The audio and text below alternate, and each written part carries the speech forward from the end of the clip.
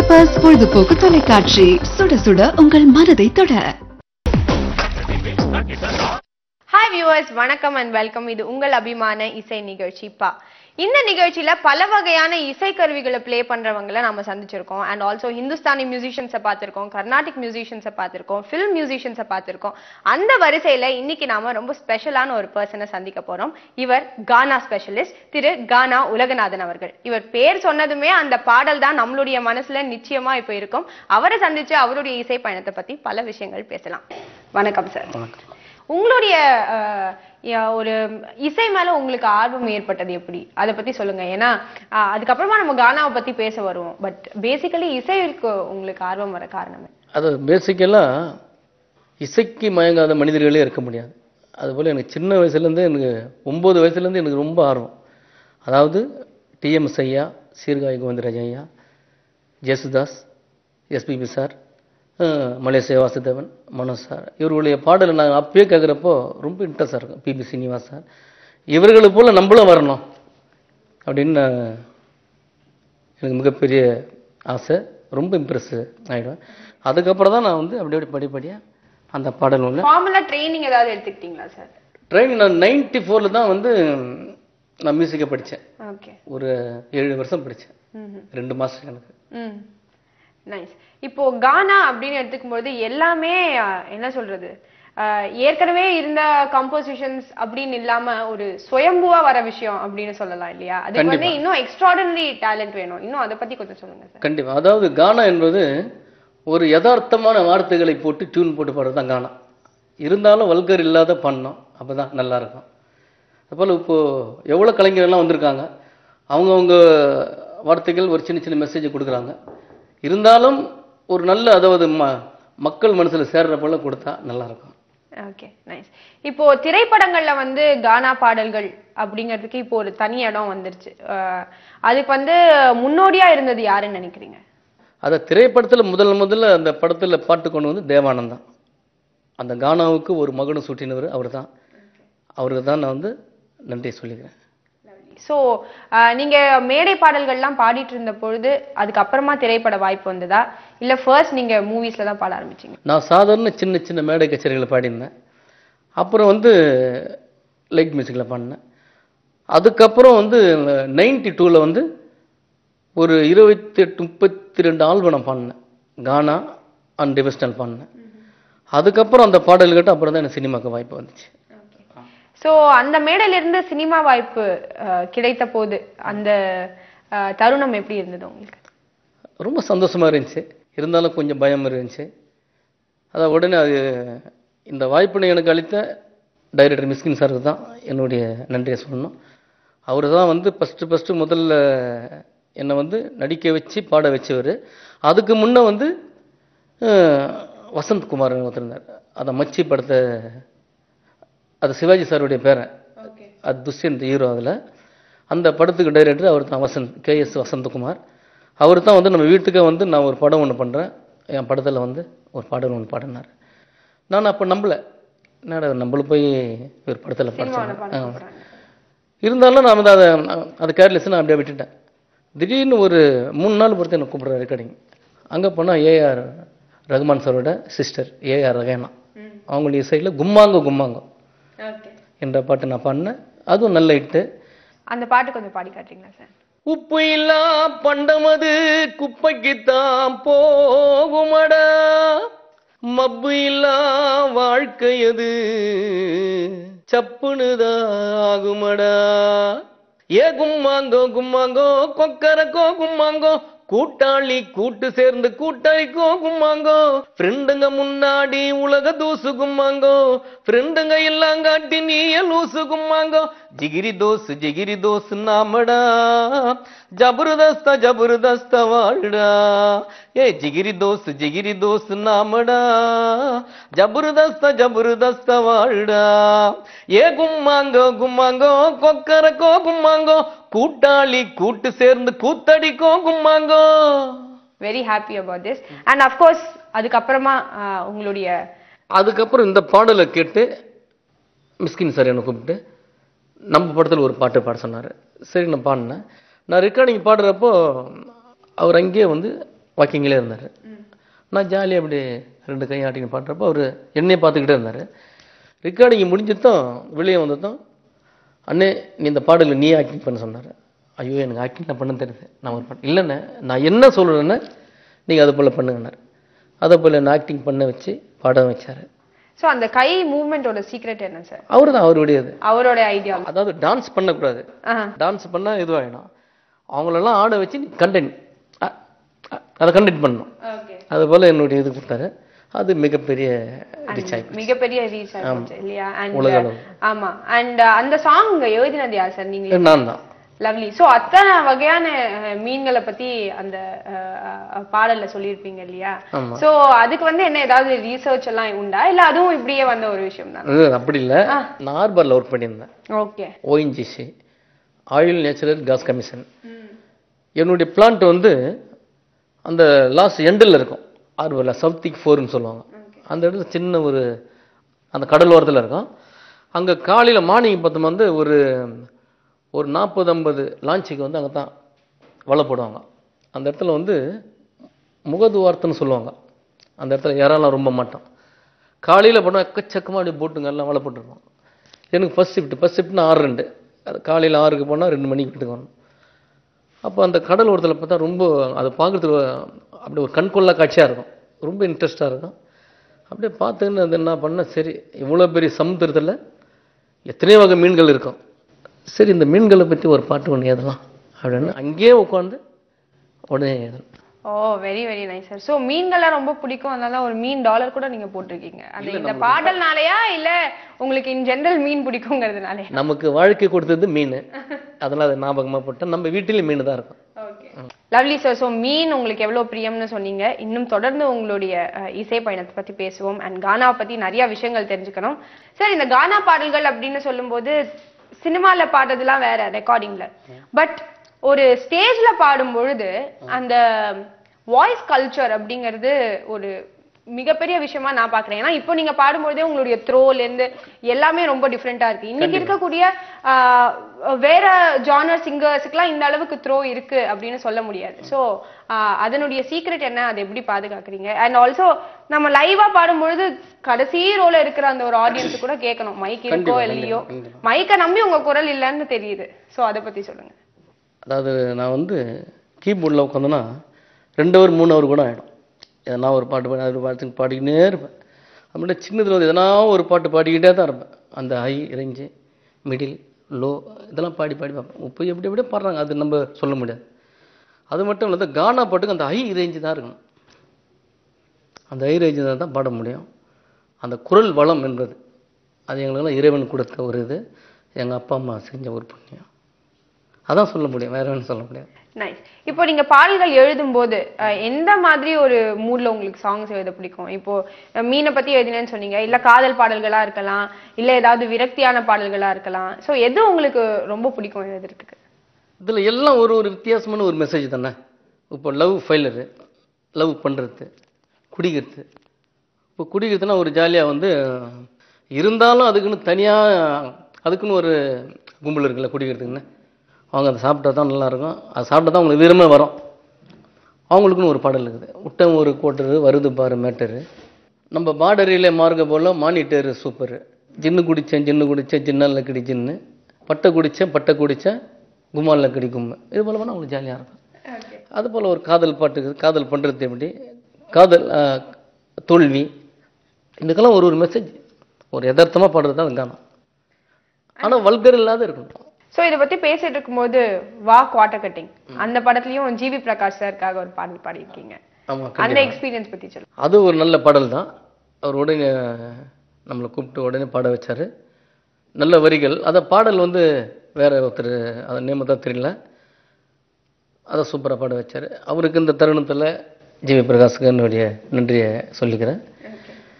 அந்த பாடல் கூட நல்லா வந்துச்சு.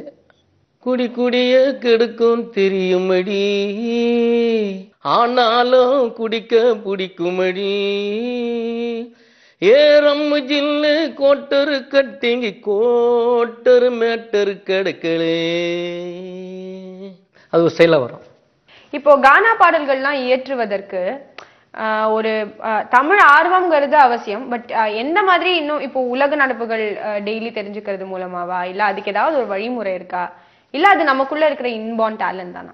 அதான் சொல்றேன்னு, அதாவது நல்ல ஒரு மெசேஜ்களை எடுத்து சொல்லணும். இப்போ ஒரு படத்துல ஒரு பாடிக்கிறேன், அதாவது உலகமே வந்து நெட்டு, அதான் அங்கே இன்டர்நெட்டுன்றாங்க அப்படின்றாங்க, அது போல் ஆயிடுச்சு. அதில் ஒரு ஸ்டைலில் வந்து எது சொன்னாங்க, அதான் ஒரு காலேஜ், அந்த காலேஜில் வந்து நான் வந்து ஒரு கெஸ்ட்டாக போகிறேன், அவங்களுக்கெல்லாம் ஒரு அறிவுரை சொல்கிற போல் அந்த பாடல்.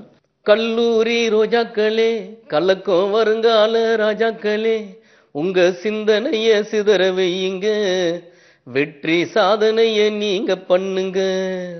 என்ன இது கோலம், இது கம்ப்யூட்டர் காலம், என்ன இது கோலம், இது கம்ப்யூட்டர் காலம். ராக்கெட்டை விட்டாரு அப்துல் கலாம், நம்ம நாட்டுக்கு பெருமை சேர்த்தார் அவருக்கு அடி சலாமு. காகித ராக்கெட்டை விடாத பல்ராமு, ஐயோ ஸ்ரீராமு, நீ கட்டடிச்சு சைட் அடிச்சு ஆகிடாத குல்லாமு, ஆகிடாத குல்லாமு. இது போல கருத்துங்களா. அண்ட் இப்போ கானா அப்படின்னு சொல்லும் பொழுது, இந்த நீங்க இப்போ பேசிட்டு இருந்த பொழுது சொன்னீங்க, இந்த உப்பாரி அப்படிங்கிறது ரொம்ப ரொம்ப அது ஒரு இம்பார்ட்டன்டான ஒரு விஷயம். கானான்னு பேசும்பொழுது அது ரொம்ப ஒரு முக்கியமான ஒரு விஷயமா இருக்கு. அண்ட் அதுல பாடும் பொழுது அந்த மனிதருடைய என்ன சொல்றது, நன்மை தீமைகள் அவரை பத்தி எல்லாத்தையும் சொல்லி அவருக்காக பாடுற மாதிரி அமையும். கண்டிப்பா. அதாவது முன்னெல்லாம் வந்து நாங்க அந்த தத்துவ பாடல்னு ஒண்ணு இருக்கு, அந்த 200 மணிலாம் படம் சூப்பரா இருக்கும். ஒப்பர் எடுத்து அது வந்து அவங்கள வச்சு ஆழ்வாங்க. இது வந்து அவங்க பேரை வச்சு அவங்கள உயர்த்தி பாடுறத பாட்டு. இப்போ சாதாரண ஒரு பாட்டு ஒன்று, ஆடாத ஆட்டம் எல்லாம் ஆடி காட்டும் இந்த கூடு,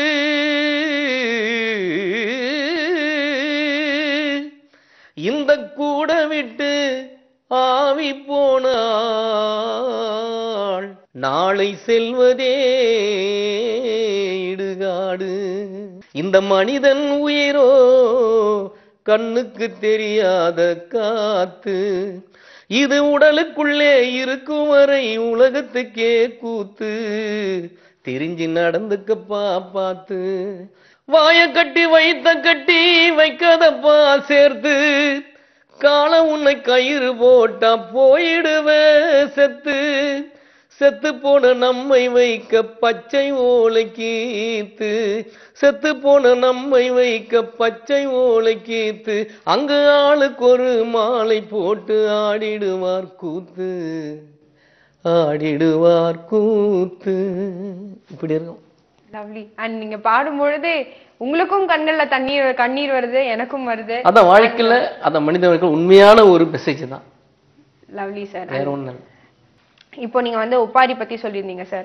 அண்ட் இன்னைக்கு இருக்கக்கூடிய யங்ஸ்டர்ஸ் பல விதமா பாடிட்டு இருக்காங்கன்னு சொல்றீங்க. பட் இந்த கானா கலை, இந்த கானா பாடல்கள் பாடும் கலையை மற்றவங்களுக்கு நம்மளால சொல்லி கொடுக்க முடியுமா? அதுக்குன்னு ஏதாவது கிளாஸஸ், ட்ரைனிங் அப்படி ஏதாவது இருக்கா? நீங்க யாரையாவது தயார்படுத்த முடியுமா? அப்படியெல்லாம் இல்லை, எங்களுக்கு கூட அப்பெல்லாம் வாய்ப்பு அதோட சொல்லுவாங்க இப்படிதான் பாடணும் அப்படின்னு. அது பிடிச்சி நாங்கள் வந்தவங்க தான். மற்ற ஸ்டைல்ஸ்க்குலாம் இருக்கிற மாதிரி ஒரு ப்ராப்பரா ஒரு இதுன்னு எதுவும் கிடையாது. அப்படியெல்லாம் ப்ராப்பர் இல்லை. நம்மளுடைய ஐடியாக்கள் அதனுடைய இதுதான், இன்வால்மெண்ட் தான். நைஸ். அண்ட் கானால வந்து நிறைய காதல் பாடல்களும் ரொம்பவே இனிமையா இருக்கும் அண்ட் மனசை தொடும் வகையில இருக்கும். அந்த மாதிரி நீங்க எழுதிய ஏதாவது பாடல்? எவ்வளவு இருக்குதா பாட்டுங்களா? ரெஜினா பொண்ணு மேல ஆசை வச்சேன், மெரினா பீச்சிலே மனச கொடுத்த, ரெஜினா பொண்ணு மேல ஆசை வச்சேன், மெரினா பீச்சிலே மனச கொடுத்த, ஓசிலே அடிக்கும் ஏசிதா, அங்கு காதல் பண்ண பிடிச்சது ராசிதா, பாரதி சிலை அருகிலே பாவை அவள் மடியிலே, காலம் நேரம் தெரியாம காதல் கதை தொடுத்தனே, கடலலை அங்கே கரை தொட்டது, என் மனநிலை அவதிப்பட்டது, ரெஜினா பொண்ணு மேல ஆசை வச்ச, மெரினா பீச்சிலே மனச கொடுத்த. Lovely sir. ரொம்ப ரொம்ப இனிமையா இருந்தது. எவ்வளவு இருக்குது இது போல பாட்டுலாம் எவ்வளவு இருக்கு. சோ இப்ப கானா பாடல்களுக்கும் நாட்டுப்புற பாடல்களுக்கும் இருக்கக்கூடிய மேஜர் டிஃபரன்ஸ்னா அது என்னது? நாட்டுப்புற பாடல் அது வந்து ஃபோக் அந்த அந்த ஸ்டைல். அதை நெல் விளையிறது, மாடு எப்படி மேய்க்கிறது, அந்த விளைச்சலை பற்றி பாடுறது, அந்த அந்த துறவு தோப்பு அப்படின்றாங்க. கானான்றது மெட்ராஸுடைய ஸ்லாங்னு சொல்லலாம். மெட்ராஸில் நடக்கிற ஒரு சின்ன மெசேஜ் எடுத்துப்படுது. அதான் இது வந்து சென்னை ஃபோக்குன்னு சொல்லலாம். அது இது வேற அது வேற. சென்னை எல்லாத்துலயுமே ஒரு ஸ்பெஷலா இருக்கிற மாதிரி இதுலயும் சென்னை ஃபோக். ஓகே, அது நாட்டுப்புற ஃபோக். நைஸ். அவ்வளவுதான். சார் இப்போ நீங்க சென்னை பத்தி ஏதாவது பாடல் எழுதிருக்கீங்களா சார்? எவ்வளவுக்கு இதை பாட்டுங்க நிறைய இருக்கு. எவ்வளவுக்கு? அப்ப ஏதாவது ஒண்ணு இப்போ மதுரை தமிழ், கோவை தமிழ், நெல்லை தமிழ், எத்தனை தமிழ் இருந்தாலும் எங்க சென்னை தமிழ் தாண்டா கானா, எங்க சென்னை தமிழ் தாண்டா கானா. ஆயிடி இடிக்கும் வானத்திலே மழை பொழியும் நேரத்திலே மஞ்சா குருவி மம்புல போகுது, சோஜா பாட்டு கான தம்புல போகுது, இந்த பெப்பர் ஸ்டீவன் ஜோரா நடக்குது. ஆயிடி இடிக்கும் வானத்திலே மழை பொழியும் நேரத்திலே மஞ்சா குருவி மம்புல போகுது, சோஜா பாட்டு கான தம்புல போகுது. ஆக ஒன்னோ ரெண்டு இந்த திருவிழாவை கண்டு ரெண்டோ நாலு இவங்க அன்பு கொண்டாலு, ஒன்னோ ரெண்டு பெப்பர் ஸ்டீவியதான் கண்டு ரெண்டோ நாலு இவங்க அன்பு கொண்டாலு, 4 2 6 நம்ம மேடத்தை தான் பாரு, 4 2 6 நம்ம மேடத்தை தான் பாரு, 8 2 10 பெப்பர் ஸ்டீவின் நேயர்கள் எல்லாம் அருமையான முத்து. Wow, beautiful sir. நான் இவ்வளவு நேரம் நீங்க சொல்லும் பொழுது யோசிச்சுட்டு இருந்தேன், எப்படி எல்லாமே எப்படி அப்படி வர முடியும், எதுக்குமே ஒரு ப்ரீ ஒர்க் இல்லாம எப்படி வர முடியும்னு இப்ப தெரிஞ்சுக்கிட்டேன். Thank you so much. அண்ட் இந்த நிகழ்ச்சிக்கு இன்னும் மகுட சுன்றா மாதிரி இந்த பாடல் இருந்ததுன்னு சொல்லலாம். எவ்வளவு பாடல் இருக்கு. அதாவது ஒரு பாடல் அதாவது இது போல அதை உடனே எடுத்து பாடுறது தான் அதான் கானா. இப்போ எப்படி பாடுறாங்க, உடனே எடுத்து இட்டு கட்டி மெட்டு போட்டு பாடுறது தான், அதன் பேர் தான் கானா. கானானா இந்தியில பாட்டுன்னு அர்த்தம். ஓகே, ஆமா, ரைட். அது இன்னமும் அது கானா கானா தான் சொல்றாங்க. கானானால பாட்டுன்னு தான் அர்த்தம். அதான் ரைட். ஆக்சுவலி அதோட மீனிங்கே இப்போ மறந்து போச்சு. கானானா நம்ம கானா தான் ஞாபகத்துக்கு வருது. ஒரு கானா பண்ணா பாட்டு பாடு அப்படின்னு தான் அர்த்தம். பாட்டு பாடுன்னு தான் அர்த்தம். கானானா பாட்டு. Nice nice sir. அண்ட் நிறைய டிஃப்ரெண்ட் ஜானர்ஸ்ல எங்களுக்காக பாடல்கள் பாடினீங்க. பட் என்னதான் இருந்தாலும் உங்களை வந்து செட்ஸ்க்கு வர வச்சுட்டு வாழை மீன் பாடல் இல்லாம நிகழ்ச்சியை முடிக்கவே முடியாது. ஸோ டெஃபினட்டா எங்களுக்காக அந்த பாடல். கண்டிப்பா ரொம்ப சந்தோஷமான விஷயம் அது. அதாவது என்னுடைய வாழ்க்கைக்கு வழிகாட்டிய பாடல் இது. இது மக்களுடைய ரசிகர்களுடைய ஆதரவாலும் மிகப்பெரிய வெற்றி பெற்ற பாடல். இதை ஒரு பண்ணணுமா? அத கண்டிப்பா. வாழை மீனுக்கும் வேலுங்க மீனுக்கு கல்யாணம், அந்த சென்னாக்கு நீ கூட்டம் எல்லாம் ஊர்கோலம், அந்த நடுக்கடலில் நடக்குதையா திருமணம், அந்த அசரப்பொடி ஆளுக்கெல்லாம் கும்மாலம். ஓ ஓ கல்யாணம்மா கல்யாணம், கல்யாணம்மா கல்யாணம், மாப்பிள்ளை வாழை மீன் பழவர் காடு தானங்கோ, அந்த மன பொண்ணு விலங்கு மீன் மீஞ்சூறு தானங்கோ, இந்த திருமணத்தை நடத்தி வைக்கும் திருக்கவாலு அண்ணங்கோ, இந்த மணமக்களை வாழ்த்துகின்ற பெரிய மனுஷன் யாருங்கோ, தலைவர் திமிங்கலம் தானங்கோ. Lovely sir. அண்ட் நீங்க அந்த கையாட்டத்திலேயே நிஜமாவே ஒரு எலிகன்ஸ் இருக்கு. அதனாலதான் அது வந்து ரீச் ஆயிருக்கு. எல்லாரும் கையாட்டுவாங்க, ஆனா இதுல ஏதோ ஒரு வித்தியாசம் இருக்கு, ஒரு ஈர்ப்பு இருக்கு. அது வந்து கண்டிப்பா ஆஸ் அன் ஆடியன்ஸ் நான் சொல்ல வேண்டிய ஒரு. அண்ட் இன்ஃபேக்ட் இந்த பாடல் வந்த பொழுது நான் ப்ராப்ளி ஸ்கூல்ல இருந்தேன்னு நினைக்கிறேன். எப்பவுமே இந்த பாடல் தான் எனக்கு ரொம்ப ரொம்ப பிடிக்கும். அண்ட் அந்த டான்ஸ்ல இருந்து நீங்க வரதுல இருந்து எல்லாமே எனக்கு ரொம்ப பிடிக்கும். And thank you so much. அதுக்கப்புறமா நீங்க பாடின பாடல்கள் எல்லாம் இவர் பாடியிருக்காரா அப்படின்னு நான் கேட்டு ரசிச்சதும் உண்டு.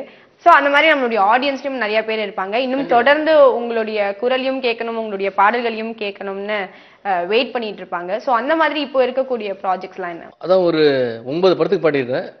ஒன்று ரிலீஸ் ஆகணும். அதாவது ஒரு படம் வந்து இன்னும் ரிலீஸ் ஆகல. அதில் தமிழிலும் படிக்கிறேன், இங்கிலீஷ்லையும் படிக்கிறேன். அது நல்லா வந்திருக்கு, ரிலீஸ் ஆகணும். ஓகே. ஆனால் அந்த ஆடியோ ரிலீஸ் ஆன அப்புறம் தான் நீங்கள் அந்த பாடலை பாட முடியும் இல்லையா? அது படமும் ரிலீஸ் ஆகணும். இல்லை பாடலாம். ஓகே சோ அந்த இங்கிலீஷ் வெர்ஷனை பாருங்க sir. Come, come, come, black lady, shake your sexy body. Don't worry, dear, sip a ice gold beer. Don't worry, dear, you are my super strong beer. Take to tequila, you shake like Shakira. You drink French wine, the party rocking fine.